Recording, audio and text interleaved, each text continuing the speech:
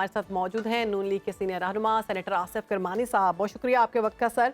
सियासी मुखालिफिन तो नवाज शरीफ पर लाडला और नून लीग के फेवरेट होने के इल्ज़ाम लगा रहे हैं। अब शाहिद खाकान अब्बासी साहब ने भी कह दिया है कि जब लाडले और फेवरेट का इल्ज़ाम लग जाता है तो इसका मतलब ये है कि इलेक्शन में धांधली होने जा रही है। क्या कहेंगे? पीपल्स पार्टी तो कब से कह रही है कि हमें फेयर इलेक्शंस चाहिए, लेवल प्लेइंग फील्ड नहीं है हमारे पास। बिस्मिल्लाहिर्रहमानिर्रहीम। देखिए, जहाँ तक तो बिलावल साहब की बात या इल्ज़ामात की बात है तो ये this is part of the politics. Bilawal साहब 16 महीने इसी हुकूमत पीडीएम का हिस्सा रहे और शहबाज शरीफ की क़यादत में उनको फ़ख्र था और वो कहते रहे कि काश शहबाज स्पीड कराची में भी होती। अच्छा, और उस जमाने में वो महंगाई का जिम्मेदार, आप आर्काइव्स उठा के देख लीजिए, वो इमरान खान और उसकी हुकूमत को जिम्मेदार ठहराते थे, जो कि बात सही भी थी। तो मैं समझता हूँ कि ये जब इलेक्शंस आते हैं ना तो इस किस्म की एक सियासी हवाई फायरिंग जो ये शुरू हो जाती है, और खुसूसन जो लोग जिनके पास कारकर्दगी नहीं होती और या कारकर्दगी का बयानिया नहीं होता, कोई मुआशी बयानिया नहीं होता, वो फिर ये नॉन इश्यूज पर इल्ज़ामात की सियासत, मैं इसको ज़ाती तौर पर मुनासिब नहीं समझता। और मैं समझता हूँ कि उन लोगों के साथ पीडीएम की पार्टियों का एक दूसरे के साथ बहुत अच्छा वक्त गुजरा है। उन्हें चाहिए कि असल जो अवाम के इश्यूज हैं, जो गुर्बत है, महंगाई है, बेरोजगारी है, और सबसे बढ़कर कि आपका जो मिडिल क्लास का पढ़ा लिखा यूथ जो है, एजुकेटेड यूथ जो अनएम्प्लॉयड है, भाई आप उसके लिए कोई रोड मैप दीजिए। ये मैं सब जमातों के लिए कह रहा हूँ, सब जमातों के लिए। क्योंकि देखिए, सियासत के डायनामिक्स जो हैं, जिनको उर्दू में गालिबन हरकियात कहते हैं, कि पॉलिटिकल डायनामिक्स जो है वो चेंज हो चुकी हैं। आज आपका जो वोटर है वो 18 साल से लेकर 30 साल की उम्र तक है और वो हाथों में डिग्रियां लेकर खार हो रहा है, जिसके माँ बाप की सारी जिंदगी की कमाई जो थी वो उसकी तालीम की नजर हो गई है। आसिफ करमानी साहब, आप जो बात आप कर रहे हैं, आपको लग रहा है कि जो टॉप ब्रास है इस वक्त नून लीग की, उनको इदराक है इस सारी सूरत हाल का, क्योंकि एक मौसर बयानी अभी तक नून लीग का जो है वो सामने नहीं आया?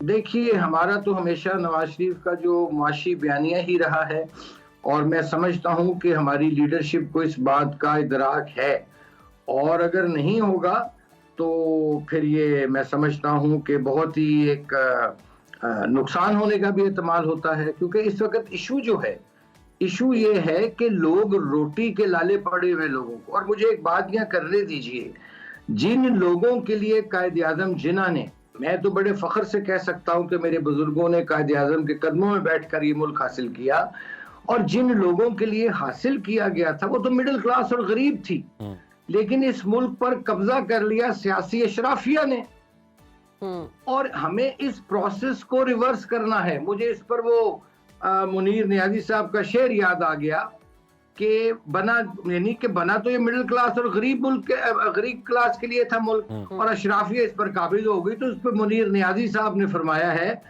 मेरी सारी जिंदगी को बेसमर उसने किया, मेरी सारी जिंदगी को बेसमर उसने किया, उम्र मेरी थी मगर उसको बसर उसने किया। कहने का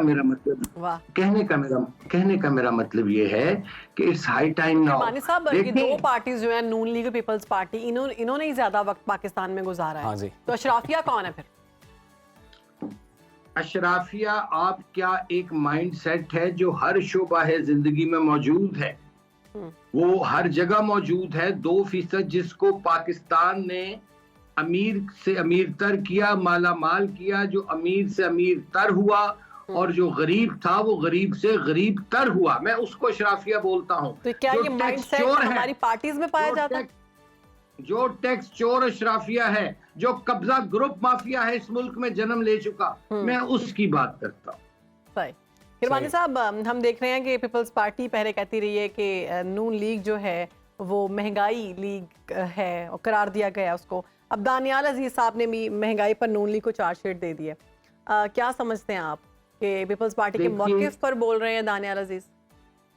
देखिए, बिलावल साहब ने तो अपनी बात की, नफी कर दी, या वो पहले ठीक कह रहे थे या आप गलत कह रहे हैं, या आप गलत कह रहे हैं और पहले ठीक कह रहे थे। सियासतदानों का वो तो ये सिलसिला चलता रहता है किरमानी साहब, पहले ना, कुछ और बयान, बाद में कुछ और। मेरा जवाब शेरबानो बीबी सुन लीजिए। जी जी। बिलावल साहब तो पीडीएम की हुकूमत के दौरान इमरान खान और उसकी हुकूमत को महंगाई का जिम्मेदार ठहराते थे।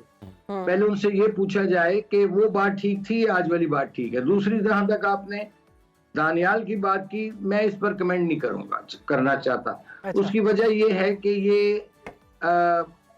यहां तक मैं जरूर कहूंगा कि जो भी ये मामला है, इन दोनों को बैठकर इसको एमिकेबली रिजॉल्व करना चाहिए। साहब आपके पास कोई वाज़ेह सूरत हाल तो होगी कि ये मामला है क्या दानियाल अजीज साहब और एहसन इकबाल का आपस में कहा ये जा रहे हैं कि जी अपने मनपसंद जो शख्सियात हैं उनको टिकट दिलवाने का कोई मसला है अपने अपने इलाकों से? देखिए, जब इलेक्शंस आते हैं, पार्लियामानी बोर्ड बन जाते हैं, टिकटों के फैसले हो रहे होते हैं, तो इस किस्म की शिकायत, इस किस्म की तहफ़्फ़ुज़ात लोगों के दिलों में, दिमाग में जन्म लेते हैं। लेकिन उसका बेस्ट तरीका यही होता है कि क़यादत का ये काम होता है कि वो जो भी मुंतखब करे, जिसको भी टिकट दे, वो अगर 10 लोगों ने अप्लाई किया है तो उनमें से जो बेस्ट है उसको मौका मिलना चाहिए। आसिफ किरमानी साहब, दूसरी जानिब एक तो चले महंगाई की बात है, दूसरा जो इल्ज़ाम लग रहा है या जो बात कही जा रही है पीपल्स पार्टी की जानिब से ही, वो किंग्स पार्टी होने का एक तासुर है मियां नवाज शरीफ साहब के बारे में कहा जा रहा है जी लाडला प्लस। तो आपको क्या लगता है कि ये जो तासुर है, क्योंकि जिस तरह से रिलीफ उन्हें मिल रहा है, जिस तरह से अदालतों में उनको रिलीफ मिल रहा है, तो क्या कहेंगे आप इस सारी सूरत हाल को देखते हुए कि जो तासुर है लाडले होने का, ये खुद नून लीग के लिए कितना नुकसानदेह हो सकता है? इसी बात का इंदिया तो खाकान अब्बासी साहब ने भी दिया।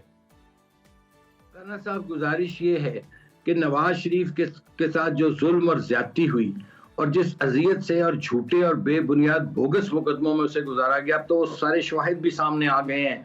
अरशद मलिक मरहूम का बयान, जस्टिस शौकत अली सिद्दीकी का बयान, और फिर ये कि हालिया 2-3 दिन पहले इस्लामाबाद हाई कोर्ट ने नवाज शरीफ साहब की बेगुनाह सबत कर दी है। और मैं ये समझता हूँ, आप मुझे बताइए कि अगर किसी शख्स के साथ उसकी जिंदगी के माहो साल कोई खा जाए, उसको नाजायज, उसको पनामा में तो नवाज शरीफ का नाम नहीं था, उसको ओकामा में निकाल दिया और एक झूठे केसेस से उसको गुजारा गया।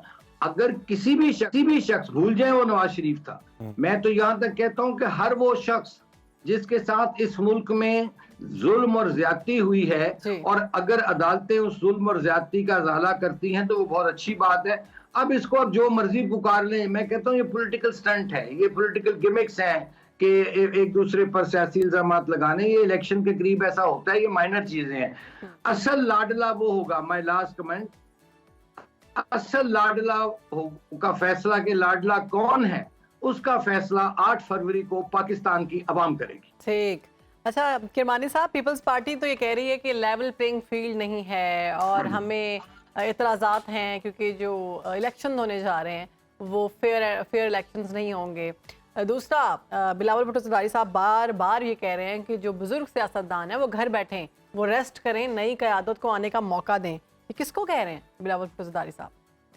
ये तो बिलावल साहब खुद ही बताएं वो किसको कह रहे हैं। आपका तजुर्बा क्या कहता है? ये पार्टी का उनका अंदरूनी मामला, में नॉर्मली दूसरी पार्टियों पर बात नहीं करता। आपने मुझसे थोड़ी सी बातें करवा ली हैं, लेकिन ये उनका बड़ी होशियारी से आपने मुझे फंसा लिया है। लेकिन बड़ी मुश्किल से आप हमें मिले हैं, फिर अब हमने कुछ तो सवाल करने थे। तो मैं ये समझता हूँ कि इस वक्त तमाम जमातों को ऑन अ सीरियस नोट कि अगर उनको कोई शिकायत है तो देखें, मुस्लिम लीग नून की तो हुकूमत नहीं है।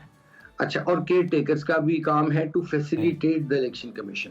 अगर उनको कोई लेवल प्लेइंग फील्ड के हवाले से शिकायत है, अच्छे भले जलसे तो कर रहे हैं वो अपने, और अगर उनको ऐसी शिकायत है तो उसका बेस्ट सियासी जमात का तो उनकी जानिब से तो बारहा ये शिकायत की जा रही है कि नहीं करने दिए जा रहे कन्वेंशंस। सुन लेना, जो भी बेस्ट फोरम है उसका इन सारी शिकायत का वो इलेक्शन कमीशन है। किसी जमात को भी अगर कोई शिकायत है तो उसको चाहिए कि वो फिल फॉर इलेक्शन कमीशन से राब्ता करे। इसमें हमारा क्या लेना देना जी।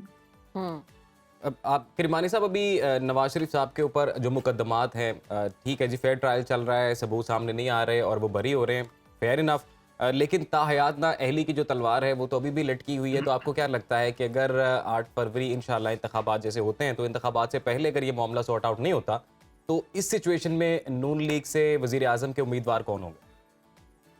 देखिए, ये मामला ऑलरेडी सॉर्ट आउट हो चुका है। Parliament is the supreme body. Parliament में जो एक्ट पास हुआ है उसके तहत नवाज शरीफ साहब की नाअहली की मुद्दत खत्म हो चुकी है।